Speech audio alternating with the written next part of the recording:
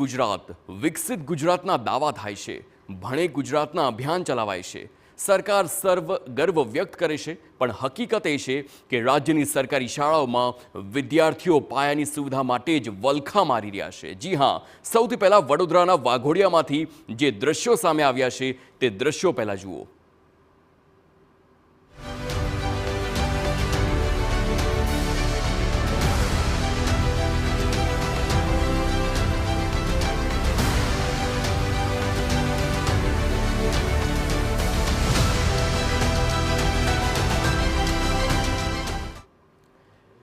અમે જે કહેવા માંગીએ છીએ તેની સાબિતી આપવા દ્રશ્યો પૂરતા છે।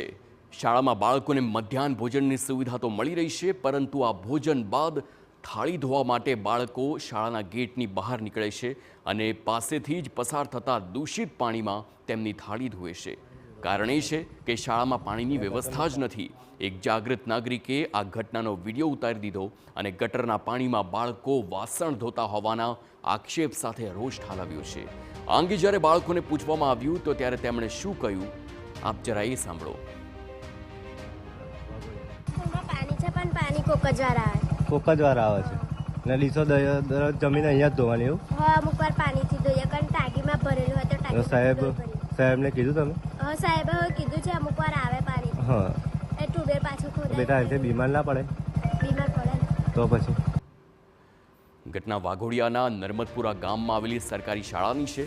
વિદ્યાર્થીઓ જાણે છે કે દૂષિત પાણીમાં વાસણ ધોવાથી બીમાર પડી શકાય, પણ જ્યારે આ અંગે અમે શાળાના આચાર્ય સાથે વાત કરી ત્યારે તેમણે શું કહ્યું તે પણ સાંભળો।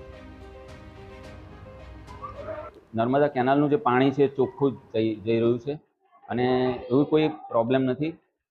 અને એ લોકો ખાધા પછી કદાચ નાના બાળકો હોવાને કારણે એ લોકો રમતિયાળ પ્રવૃત્તિના હોય, કદાચ જોવા માટે જતા હોય, એવું બની શકે। તમે જ જણાવો, આ પાણી કઈ દ્રષ્ટિએ આચાર્યશ્રીને શુદ્ધ લાગી રહ્યું છે? આચાર્ય ભલે દાવો કરી રહ્યા હોય કે પાણી કેનાલનું છે અને શુદ્ધ છે, પરંતુ આસપાસની ગંદકી બાળકો માટે બીમારી નોતરી શકે છે એ ખૂબ જ મોટી વાત છે।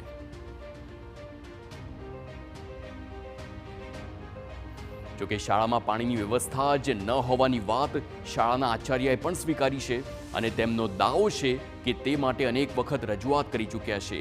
સાંસદ અને ધારાસભ્ય સુધી શાળાના પાણીનો જે પ્રશ્નો છે તે પહોંચાડી ચૂક્યા છે। શિક્ષણ વિભાગમાં લેખિત રજૂઆતમાં તેમની સામે તેમના પુરાવા પણ છે, પરંતુ આજ સુધી પાણી માટે તંત્રના પેટનું પાણી હલ્યું નથી। સ્કૂલમાં કોઈ પાણીની અત્યાર સુધી મેં બધા બહુ પ્રયત્ન કર્યા। ટીડીઓ સાહેબને પણ લાસ્ટ યર મેં લખાણ આપ્યું હતું, પરંતુ બોર કે એવું કંઈ છે નહીં મારે, અને જે બોર છે એ પણ વર્ક કરતો નથી। નર્મદપુરા શાળામાં 1 થી 8 ધોરણના કુલ 132 વિદ્યાર્થીઓ અભ્યાસ કરે છે અને તે પાણી જેવી પાયાની સુવિધાથી જ વંચિત છે। મુદ્દો એ છે કે સરકારને ક્યારે સમજાશે કે વિકાસ ભવ્ય ઇમારતો અને ભવ્ય સમારંભો નહીં, પરંતુ આ બાળકોની પાયાની જરૂરિયાતોમાં જોવા મળે છે।